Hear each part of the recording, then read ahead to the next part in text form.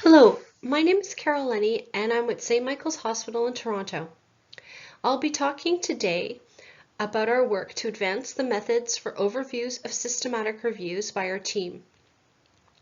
Please tweet me at @Carol_Lenny. So I wish to acknowledge the traditional ancestral and unceded territory of the Musqueam, Squamish, and Tsleil-Waututh nations on which I operate in British Columbia. We have no funding and no conflicts of interest to declare. Since 2018, significant methodological advances in how to conduct overviews of reviews have been published.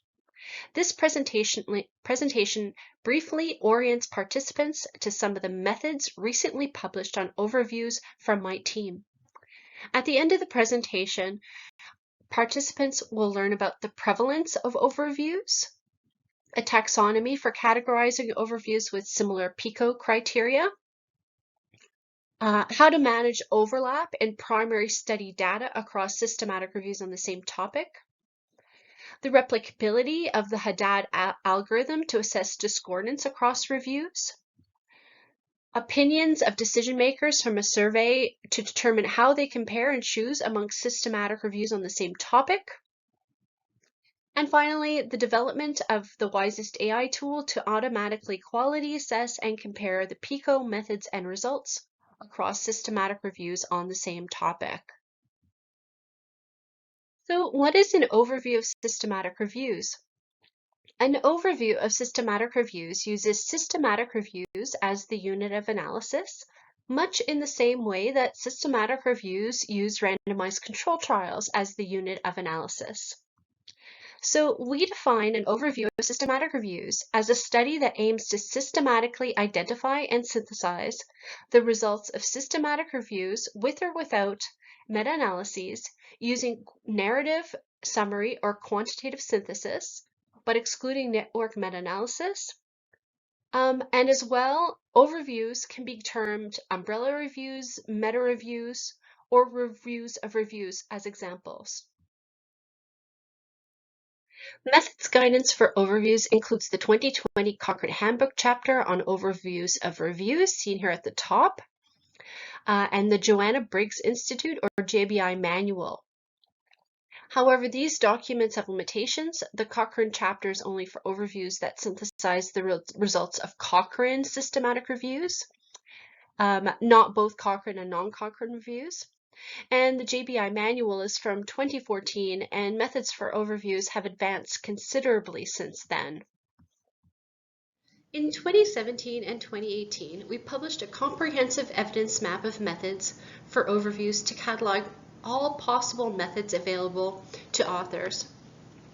These two papers can be used by authors to decide which methods might be best for their context. The evidence map also identified gaps in methods research for overviews, including grade for overviews, overlap in primary study across systematic reviews, and assessing discordance across reviews. I was also recently part of a team led by Lisa Hartling to develop a reporting checklist called Prior, seen here. Authors can use this checklist or standard to comprehensively report the findings of their overviews. In this presentation, we'll focus on our research over the past 3 years, which aim to fill some of these gaps. So first, what's the prevalence of overviews and are they growing in number? So a bibliometric analysis measures the impact of articles using metrics such as the journal impact factor and number of citations. Overviews have been growing in number, but it's unknown to what extent. Several investigations have found that evidence syntheses such as systematic reviews with meta-analysis received higher citation rates compared to other study designs, but typically represented only 4 to 6% of research output. So it's unclear whether overviews are cited equally as highly as systematic reviews, but it stands to reason that they might be, considering that they are a type of evidence synthesis.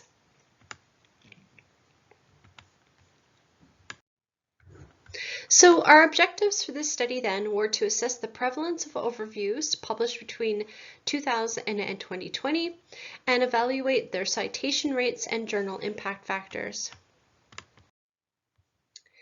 So what did we find? Overviews, not so surprisingly, are growing in number, as is all evidence, as seen here in the figure on the right. A search for overviews and their synonyms was done in Medline, the Cochrane Database of Systematic Reviews, and Epistemonicus. We identified 1,218 overviews published between 2000 and 2020, and 3/4 of us were published in the most recent 5-year period. We identified 332 overviews that were published in the year 2020, which is equivalent to 1 overview published per day. The majority had 4 to 6 authors on the author team and took on average 1.6 years to produce from search date to publication. So of these 1218, we analyzed 541 overviews in more depth, and these were from 2000 to 2018. These were published in 307 journals across these 3 databases, and the most prevalent of these journals being the Cochrane Database of Systematic Reviews, PLOS One, and Sao Paulo Medical Journal, as seen here on the left in our table. We found a median citation count of 8.5 citations per overview per year, published in journals with a mean journal impact factor of 4.4. 70% of overviews were published in journals with impact factors ranging between 0.05 and 3.97. That's 70%. And then in multivariate analysis, overviews with high number of citations and journal impact factors had more authors, had larger sample sizes, were open access, and reported funding sources. So in conclusion, our 20-year bibliometric study is the first of its kind to identify and characterize overviews across 307 journals indexed in 3 databases. We found an 8-fold increase in the number of overviews published between 2009 and 2020, which illustrates their increasing popularity and demand. We found in general there was 1 overview published per day.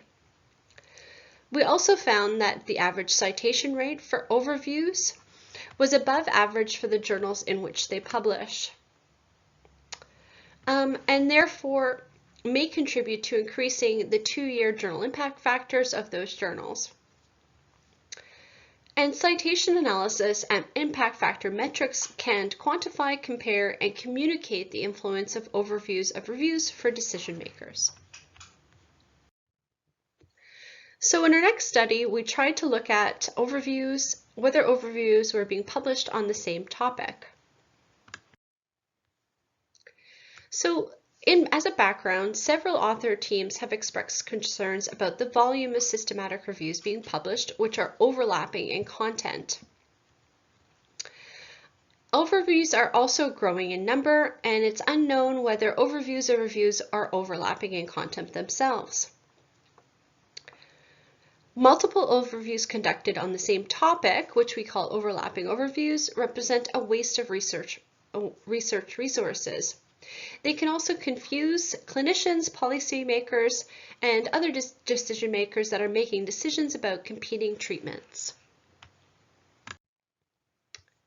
So then our objectives for this study were to categorize overviews as being narrow or broad in scope, assess if overviews overlapped in PICO eligibility criteria, and then categorize overlap into our taxonomy as identical, nearly identical, partial, or subsumed based on their PICO eligibility criteria.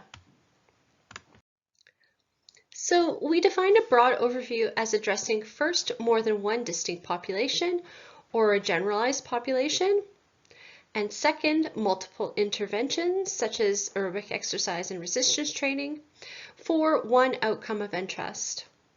We define narrow overviews as covering only one population and one intervention. So as seen in the tables at the bottom of the slide here, in blue, broad overviews aim to answer broad questions, have a wider range of study populations, condition interventions, and contexts, are more resource intensive, allow for policy relevance. For example, overviews have informed clinical practice guidelines and government health policies.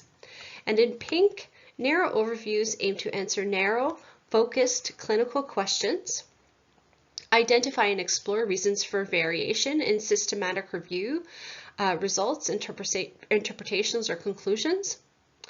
They can be completed more quickly compared to broad overviews, sometimes, and may have limited generalizability to different populations and settings.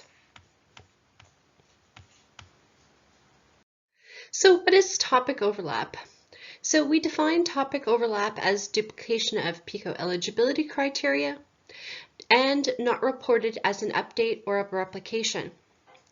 We further created a taxonomy of 4 types of overlap, namely identical overlap, where the aims were identical to another overview, nearly identical, where the population, intervention, comparison, and one outcome were identical to one other overview or more, partial overlap, where one component of PICO was common to one or more overviews, and subsumed, where the full scope of population, intervention, comparison, and one outcome was fully covered by a second, broader overview. You could see here on the top right that the gray is totally subsuming the blue overview. So observed overlap can be legitimately justified for several reasons. For example, differences in purpose, out-of-dateness or emergence of new evidence, inappropriate or invalid methods were used, low methodological quality of a previous overview. Existing overviews are narrow, therefore broader overviews are warranted, which combine all the evidence, and or replication by independent and conflict-free academics. So of the 541 overviews we examined, 169 or 1/3 overlapped across similar PICO eligibility criteria and fell within 20 out of 22 WHO ICD-10 medical classifications, as seen here on the left in the bubble chart. Of the 169 overlapping overviews, no overviews were found with identical aims and PICO criteria. 15 or 9% had nearly identical overlap. The majority, or 73%, had partial overlap, and 31 or 18% subsumed others. There was often overlap between the scopes of different systematic reviews without them being coterminous, because some cover broad and other narrow topic areas. So here's an example of 3 overviews that were found on the topic of acupuncture for palliative cancer care. These overviews were partially overlapping in various combinations of their populations, interventions, and outcomes.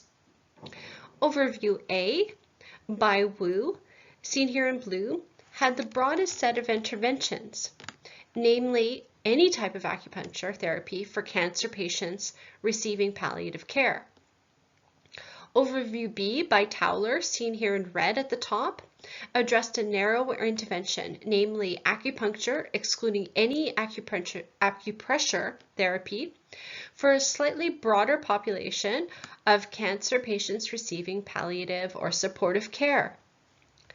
And Overview C by Ezzo, in striped black and white, had the narrowest intervention, namely acupuncture on point P6, and investigated the broadest population, cancer patients with chemotherapy-induced nausea, and the highest number of outcomes, namely vomiting, postoperative nausea, and vomiting and pregnancy-related nausea and vomiting. So nausea and vomiting were outcomes common to all three of these overviews. And partial overlap across the three can be seen in purple, as I press here. We note that not one overview fully subsumed another. So our methodological assessment identified 31% of 541 overviews dated between 2000 and 2018 that overlapped in content across 20 WHO ICD-10 medical classifications and 62 subtopics. Though we observe slight differences in the scope of the overlapping overviews, we feel that at least some of the multiplicity represents unnecessary overlap. Our taxonomy of overlap can be used by other methodologists studying overlap across other study types, such as systematic reviews, but especially for overviews. Although future research into overlap in these other study types using our taxonomy is needed. Currently, there's no dedicated database registry for protocols of overviews, such as those for systematic reviews like Prospero. So a dedicated database for overview protocols, as well as the development of a mesh term for overviews, would help in their identification. And then overviews of reviews can use the study and the sample of overviews to identify gaps in the evidence for future analysis and topics that are already studied which do not need to be duplicated. A multiplicity of overviews on the same topic adds to the ongoing waste of research resources, time, and effort across medical disciplines. So I'll now present our research on how to handle overlap in primary study data across systematic reviews on the same topic.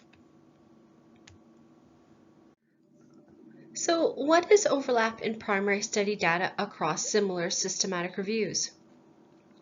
Overviews with multiple systematic reviews on the same topic often contain overlapping data from the same included primary studies. As an example, in Figure 1 shown here on the left, we have 3 reviews, each containing randomized control trials, shown by the green tick marks. Review 1 contains 3 trials, Mitchell, Henry, and Nguyen. Review 2 has 4 trials, and Review 3 has 3 trials. The trial by Henry overlaps across the 3 reviews, and the trial by Nguyen overlaps across Review 1 and 2, shown here in yellow. So why is overlap a problem? Overlap is a problem of precision, not bias. Overlap in effect estimates give meta-analyses undue statistical weight due to the duplicated studies and produces overly precise effect estimates. For example, duplicated sample sizes and treatment events produces risk ratios with narrow confidence intervals and more precise estimates. So what methods are used to deal with overlap? First of all, you could select one systematic review based on eligibility criteria, like, for example, the highest quality systematic review. You can visually present overlap, such as the figure that we see here on the left, and quantify overlap, for example, using the CCA or correct covered area, which was developed by Dr. Dawood Pieper.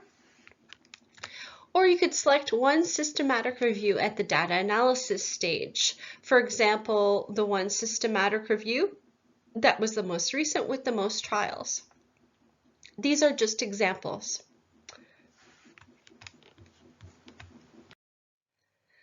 So in order to get through this presentation, for this study only, I'll skip to lessons learned. You can go look at the study yourself on your own time. So there were several approaches to manage overlap, which we illustrated in 6 case studies. What we found is there was not one standard methodological approach to manage overlap. It was very specific to the number of systematic reviews and the context of the overview. However, we did note that overlap should be dealt with at the outcome level, And we also noted that choosing one review eliminated overlap, but it may not represent the totality of evidence on the topic, and it resulted in a loss of data. However, examining potential reasons for different results or conclusions across reviews was highly resource intensive. However, it can be informative and may also resolve the overlap. So now we'll move on to our study of the replication of the Haddad algorithm to assess discordance. So the increase in the number of systematic reviews over time means that overlapping and redundant reviews are increasingly found on the same clinical, public health, or policy questions. Conflicting results or conclusions of cross reviews and perhaps overviews on the same topic can confuse or create uncertainty for decision makers who are required to choose among all competing interventions and may impact and delay clinical or policy decision making. So an algorithm was published in 1997, which we can see here in this figure, by Haddad and colleagues to aid healthcare providers and policymakers select the best evidence, systematic review or reviews across multiple, with pairwise meta-analysis of randomized control trials. So conflicting results or conclusions across reviews on the same topic can confuse or create uncertainty for decision makers who are required to choose amongst all competing treatments and may impact and delay clinical decision making. So our objectives are then to identify studies that use this Haddad algorithm to assess discordance across systematic reviews and attempt to replicate these assessments.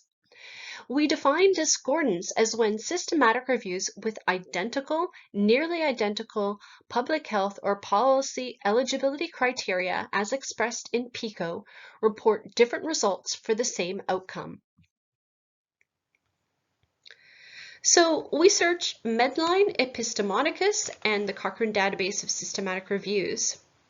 We included any study using the Haddad algorithm that had a minimum of 2 systematic reviews with a meta-analysis of randomized control trials. We used consensus building strategies to operationalize the algorithm and to ensure a consistent approach to interpretation. We included studies, we actually used 2 authors to independently extract the primary intervention and outcome. And we used a blinding process to delete content related to Haddad results so that our researchers were not biased. So for our results, we've identified 21 studies that use the Haddad algorithm to choose one or more systematic reviews on the same topic.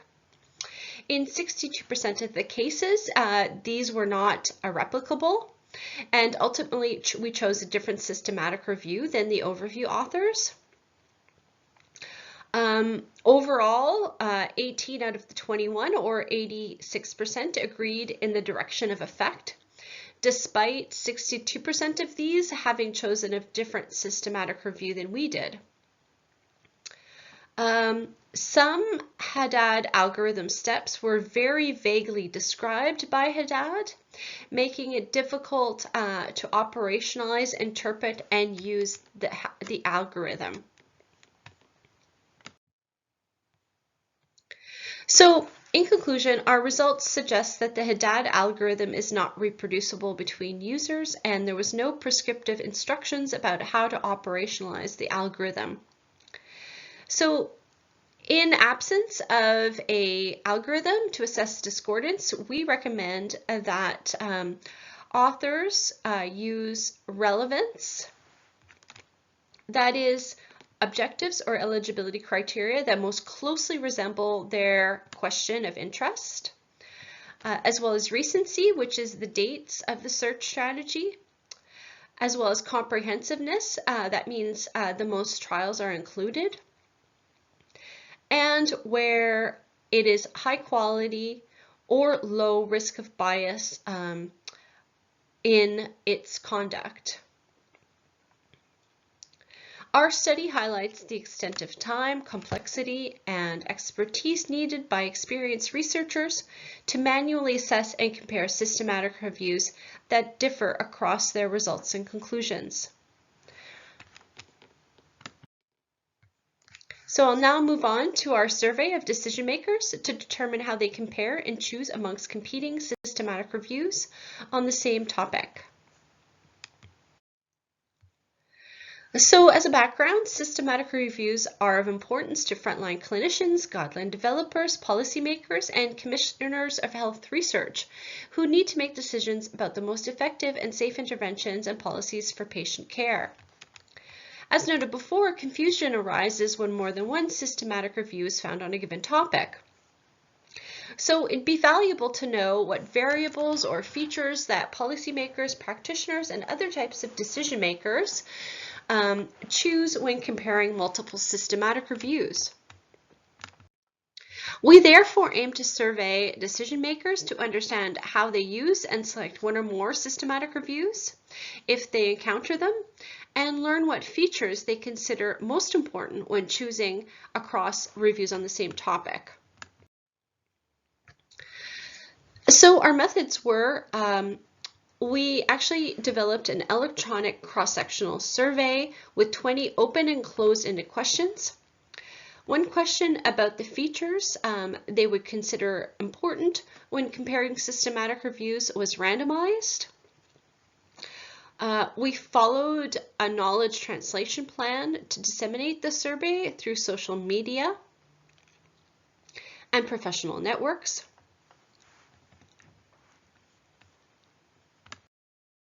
So we received 684 responses. 25% were from clinical practitioners, 9% policymakers, and 39% researchers or academics.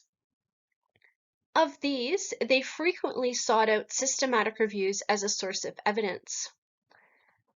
Decision makers also found more than one systematic review on a topic of interest to them.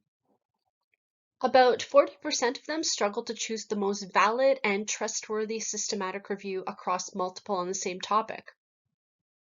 These difficulties related to a lack of time, skills and/or experience in quality appraisal, and difficulty comparing different systematic reviews to each other. So decision makers said that when they compared systematic reviews, they based their assessments based on the relevance of their question of interest. So how similar the reviews were to each other in terms of the PICO. They also compared the methodological quality as well as the recency of this review search date. So one of the recurring themes that came up when analyzing the free text comments in our survey was that many said that there's not one best review in the real world that they would choose. While a review may have a good MSTAR quality, so it would be high quality, it still may contain important flaws or may not report important outcomes or other data that may be important to decision makers. So to get the most out of their decision making, the respondents commented that they would often review and read all systematic reviews on their topic to assess their strengths and weaknesses. So our survey informs the development of a new tool to facilitate the selection of systematic reviews, which would be automated, and it's called Wisest, and we would also be incorporating the features important to decision makers into its development. I'll now move on to the last protocol, which is a development of the Wisest AI tool to automatically quality assess and compare the PICO methods and results across systematic reviews on the same topic. So as a background to our protocol, evidence-informed practice policy and guideline development requires quality appraisal to choose the best evidence. However, the manual process of assessing the quality of systematic reviews using tools like AmStar2 or Robus, it's time-consuming, it requires skills and training, and can be costly. So an automated method for comparing systematic reviews on the same topic and selecting the best evidence currently does not exist.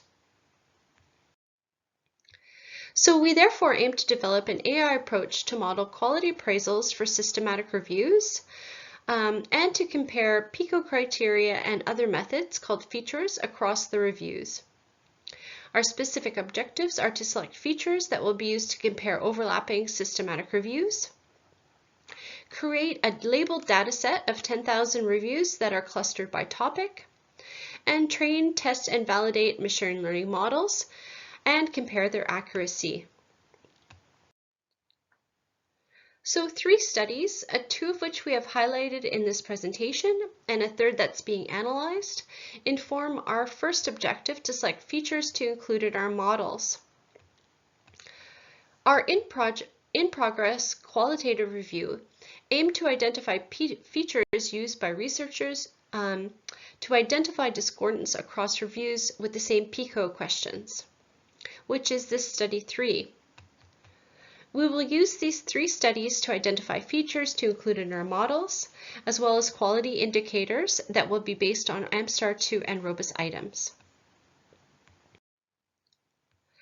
So many tools exist to assess the quality of systematic reviews. We conducted a systematic review of all tools used to assess the quality or risk of bias of systematic reviews and found over 57 tools. Only 4 of these tools underwent rigorous development, including testing of reliability and validity. However, due to the very different nature of each of them, there has been no conclusive evidence about which to choose. But I'll show you two tools in general, AmStar and Robus. So this is the first AmStar tool which was developed, and it's very popular. So AmStar asks 11 questions. Responses for each judgments are yes, no, can't answer, or not applicable. Some report a summary score, usually assigning equal weight to items, which may be difficult to justify and is not recommended by Cochrane or other methodologists. And in this AmStar 1, some authors stratify reviews as high, medium, low quality, using the cutoffs from the scores. Again, this is not recommended. So a new AmStar 2 tool, which is seen here, aimed to eliminate this kind of arbitrary cutoffs or scoring. And it includes items related to quality as well as bias and reporting.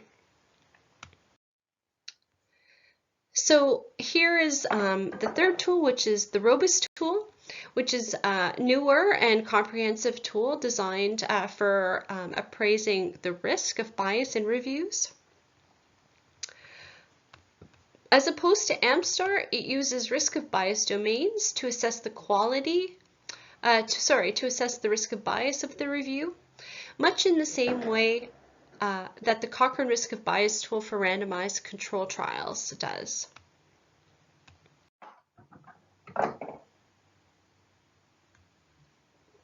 So our second objective is to create a labeled data set of 10,000 systematic reviews which are clustered by topic. Labeled data consists of a set of examples of correct data that the machine can learn from. We show the machine the correct answers and the machine tries to predict or learn from it. To create our data set, we approached 4 organizations with databases of pre-appraised systematic reviews. They were then recruited as collaborators on the project and as well as a grant application, and they will be supplying us with 8,450 AmStar assessed systematic reviews. So actually, as a plug, if you or your organization have conducted any AmStar or Robus assessments on systematic reviews, we would love to hear from you and collaborate in order to get these assessments to use in our machine learning data set. So the features we extracted from our data set will be relevant text like, for example, publication bias. And the features will be used to train the models through a process called machine learning. Our model is created via this training step. Our data will be split in 3 parts. The first part used in training our model will be the majority of the data set.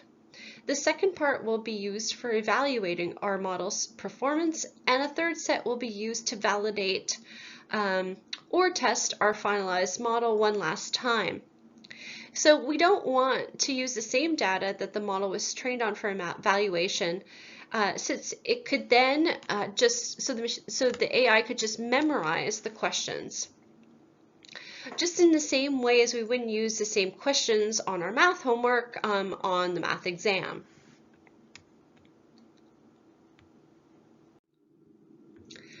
So our steering committee made a few conceptual decisions about what the tool would look like.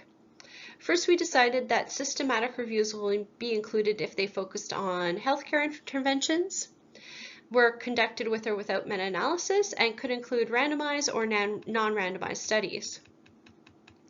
Users will upload the reviews as PDFs onto the website or app, as seen here on the left. And then the text extraction from the system will extract quality indicators as well as features, and such as the PICO. And the output will look like something on the right, where you see the participant intervention and outcomes for this TUI 2018 review, the number of primary studies, and some of the quality questions here above. Were PICO eligibility unambiguous? Or was there appropriate range of databases searched?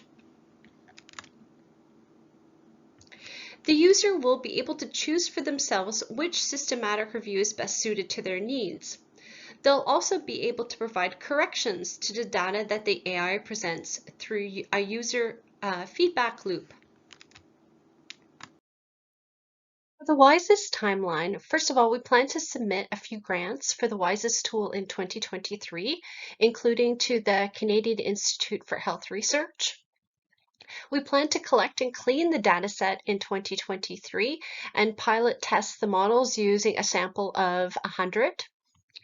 And we also, in 2024, hopefully after we're funded, we plan on training and testing the models on the full dataset after it's cleaned. And from 2025 onward, we plan to develop a web interface, evaluate user feedback, and refine the tool. So, what is the potential significance of this research? So first of all, guideline developers can use the tool to make sense of systematic review methods and quality to make better informed recommendations.